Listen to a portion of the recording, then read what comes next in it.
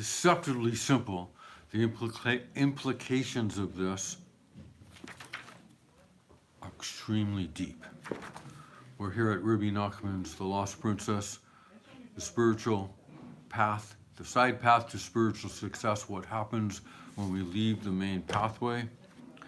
The fullest expression of unity, a well-known teaching from the Holy Zohar states that every Jewish soul is sourced in one of the Torah's 600,000 letters, each different from the next, each with a unique path to spiritual success. As I said, deceptively simple, the implications of this teaching are extremely deep. One of the theological foundations of Yiddishkeit is the idea of essential collectivism. I'll explain that. This means that all members of our holy nation make up one organism. Individual cells in a singular structure, drops in a vast ocean, sparks of a single torch. Recently, we were just incredibly blessed to have the hostages released. Abbas was quoted as saying, I remember sometime last year, he said, what is it? There was just a handful, there was 100 hostages. Why do we care so much? Because we do. We're not like other nations. We are one. Taken as a whole, the Jewish nation serves as a glorious stained glass window through which Hashem's light shines to illuminate the world. Lacking even a single shard, a single hue, that window would stand incomplete. Indeed, Knesset Israel, the collective soul of the Jewish nation, is bound with the concept of Malchus, Peh, as it says in Pesach Eliyahu, introduction to Zohar, the mouth, for we are Hashem's mouthpiece to the world. We share messages from a spiritual realm beyond, through our attempt to embody the Torah's ideal in holy thoughts, words, and actions of holiness. Our holy nation serves as a constant reminder of an omnipotent creator and humanity's responsibilities to him. You are my witness, says Hashem from Yeshayahu 43:10. It is possible to suggest that this is one aspect of what the Zohar intends to communicate, and drawing a connection between the root souls of the Jewish nation and the letters of the Torah. A gathering of Jews for a holy purpose represents a collection of letters into sentences and words, an expression of the Shekinah's presence. In fact, I'll digress in the footnote. Perhaps this explains why our sages place such a stress on praying with a congregation and the concept of Beroz Hadras Melech. Indeed, Berov Am, the more Jews that gather and cause their letters to combine Hadras, this accentuates the communication of Melech, Malchus Peh, our expression of Hashem's sovereignty over the world. So, it is possible to suggest that, much like the stained glass analogy above, missing letters will detract from the coherence of the message. We need each and every one of us. You shall surely meet some of us as you trudge this path, as it says in the big book of Alcoholics Anonymous. The participation of every Jew is a required element for the ultimate success of our shared mission. However, there's a deeper level as well. In addition to communicating the idea of essential collectivism, this analogy expresses an almost paradoxical condition necessary for the expression of our collective soul and her mission, maintenance of and respect for uniqueness and individuality. There's another factor that detracts from the coherence of a sentence in much the same way as missing letters, and that is a lack of requisite space between the letters. If all the Torah's letters were to be blended into a giant mass of ink, it would be impossible to discern its messages. It would be impossible to read or study, and humanity would be deprived of this enormous treasure chest of objective morality and absolute truth. Paradoxically, because it will destroy any hope for coherence, a sense of extreme individuality, negating unity, will in fact obscure the messages these letters have joined together in the hope to convey. Indeed, if it is to be kosher, the letters of a Sefer Torah need to be completely surrounded by parchment. If any two letters are touching one another to the point that their forms are indistinguishable, this entire Sefer Torah is invalid. Again, we won't read from it. We'll read from, we'll grab a chumash, a book form, but the Sefer Torah is invalid. The fact of our essential unity does nothing to negate the value of our uniqueness. There's all of us and there's each of us. On the contrary, each member of Knesset Israel is charged with utilizing his or her unique talents and propensities for the purpose of our shared mission of revealing Hashem's light in the world. It is only when the letters of the Torah scroll, that is, the Jewish nation, are properly separated in their unique expression that our unified and singular message will be coherent to the world. In sum, instead of detracting from it, Jewish individuality expressed in both the mundane areas of life as well as in Avodas Hashem allows for the fullest expression of our essential oneness. Again, from the footnotes, parenthetically, when a Jew utilizes his or her uniqueness for the purpose of the singular mission of our general collective soul, the singular and ultimately limited letter of their individuality becomes seen as a Reshei Tevos, revealing hidden abilities and powers that are far greater than the limit apparent on the surface. Using this idea, perhaps it is possible to draw a relationship between the Hasidic fascination with Reshei Tevos and the stress on individuality in the Hasidic teachings. Perhaps the focus upon the depth hidden beyond the surface of a simple letter enabled the Tzaddikim to believe in the incredible power packed into the soul of every individual Jew. For a deeper exploration of Netrikon and its relationship with personal abilities seen in Ayah, Shabbos 12:33. Essentially, each of us is unique, again, but it's when all of us are taken together and collectively that we make the expression of Hashem's unity in the world. This is why even it is said at times, if every Jew is practicing Avodas Hashem, but Zara, for all following gods of our own making, but we are united, we are not considered as having sinned to the point of needing destruction. Again, united is paramount. So how can we make Yiddishkeit our own? So in the first passage of the Kriyas Shema, we read that each member of our holy nation is commanded to serve Hashem b'chol levavacha, b'chol nafshecha, u'b'chol ma'odecha. Every day, twice a day, we're commanded to say the Shema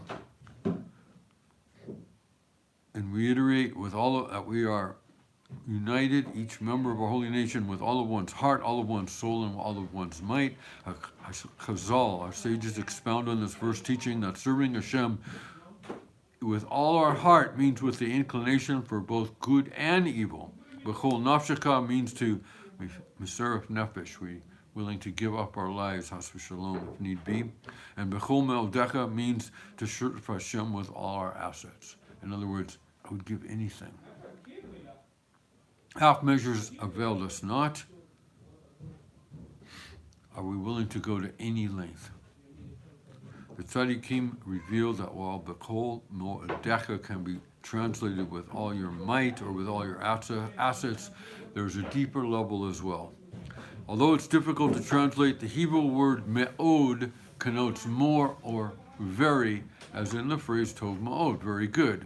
This means that literally translated, the words b'chol me'odecha, with all of your me'od, means with all of your very.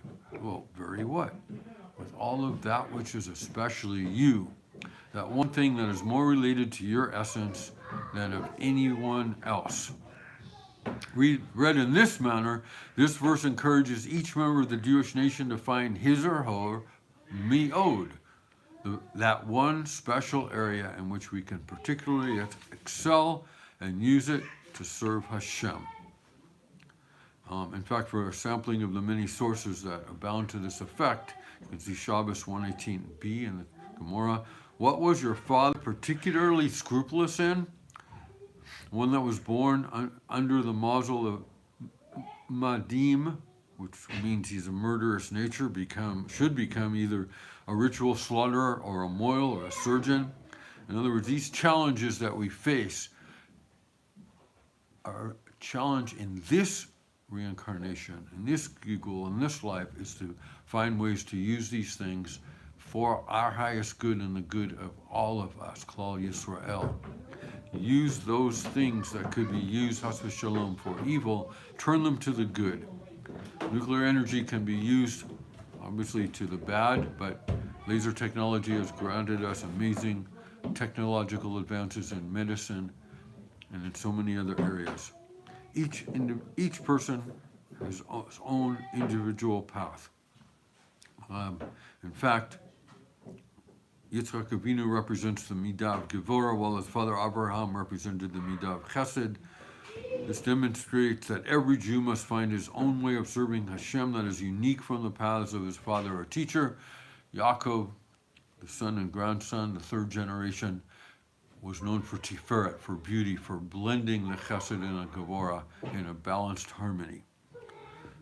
In fact, in our prayers every day we say, the God of Abraham, the God of Yitzchak, and the God of Yaakov, the God of our own understanding, of course, as it fits within the boundaries. So the Ishbitzer teaches that this is why, in the second paragraph of Shema, which switches from the singular, B'chol Levavcha, with all your heart, to the plural, B'chol Levavchem, with all your hearts, only Levavchem and Nafshichem are mentioned. There's no mention of B'chol Meodechem, because B'chol Meodechem refers to each individual's special mission that is unique to him. It is inherently singular, something which the Torah can only command each individual in particular, and not the entire Jewish nation as a whole. Sometimes we stand alone as a person, as a Jewish nation in the world. As long as we embody the highest values of what Hashem wants for us in this world, then we're doing Hashem's wills. In addition to the general universal mission of the Jewish nation as a whole, each individual Jew was sent down to this world to accomplish something specific and unique, to perfect one particular aspect of its relationship with Hashem, with others, and with himself. The Malbim explains that the verse describing the Torah, its ways are pleasant ways and all of its paths are peaceful, refers to these two modes. The ways of Torah refer to the broad general guidelines of Jewish living, while the paths of Torah refer to the individual mission of each Jewish soul, the avodah specific to his or her tikkun alone. While the entity of the Jewish nation will merit redemption, its members will be gathered up one by one. In other words, this path to the side, as the Viceroy goes, leaves the main path and travels to find the lost princess, what we call Malchus, the princess. Being the lowest sphera is referred to as Aretz, the earth, the land. Perhaps this is hinted to in the following verse. Echad haya Abraham ve'yirash es ha'oretz. Abraham was unique and he inherited the land, from Yehezkel 33:24. When a person discovers his unique path in Avodas Hashem, this enables him to inherit the earth, Malchus, to free the lost princess of his life. Subsequently, I found a remarkable teaching, says the author, from Reb Tzadok, that echoes this sentiment in the discourse. Reb Tzadok teaches that the 5 appearances of various forms of the phrase will inherit the land in Tehillim chapter 37 refers to 5 paths with regard to rectifying the sin of immorality. The fulfillment of the Viceroy's, the Brit, the Yisod, the Bris, redeem the Shekhinah, the immorality of use of our sexuality in ways not for the highest good. These methods are 5 ways: Torah study, constant prayer, humility, one who never sinned, and yearning for Hashem's assistance and rectification. In other words, okay, we've done the sin, we can go forward, and we're not here to be tzaddikim in the way that we wouldn't sin, but Torah study, constant prayer. Do I engage? Have I learned to connect to Hashem in all my ways at all times, to remind ourselves, myself, to gaze at the sky and be reminded of Hashem, to see someone wearing tzitzis, my own and others, to be reminded of the 613 mitzvot, to pay attention to the mezuzah on the door, on and on. Humility. This is an anonymous program. Why? One of the reasons is it's not about me, my, mine. It's about us. It's about our. It's about personalities before.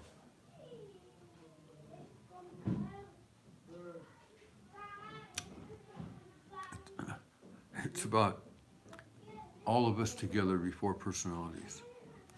Okay, so Rob Cook writes, the difference between slavery and freedom is not only a matter of external status, where one person is imprisoned to a master while another person is not imprisoned. It is possible to find an intelligent slave whose spirit is full of freedom, and it is also possible to find a free person who has the spirit of a slave. True freedom is when a person or nation is driven by an exalted spirit to stay true to the inner essence of divine image within.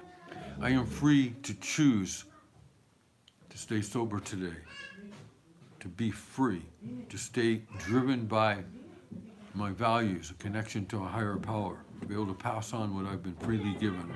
In the words of Reb Shlomo Carlebach, and I'll close with, the book of Psalms, the book of Tehillim is not just a book of prayer, it's the book where David HaMelech, where King David is teaching the world how to serve Hashem. There's a passage in the Psalms that says, Nir iragli divarchecha. Your words are a candle for my feet, ve'or nesivasa, and a light for my path. Tehillim 119, verse 105, the Ispitzer says that this is what King David is saying.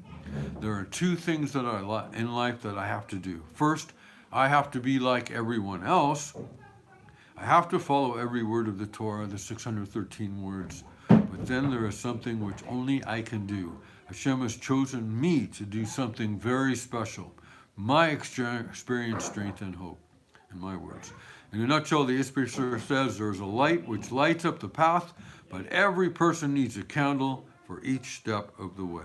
And this is from Reb Shlomo Carlebach at the Soul of Hanukkah, page 41. Thank you very much. Look forward to seeing you next time.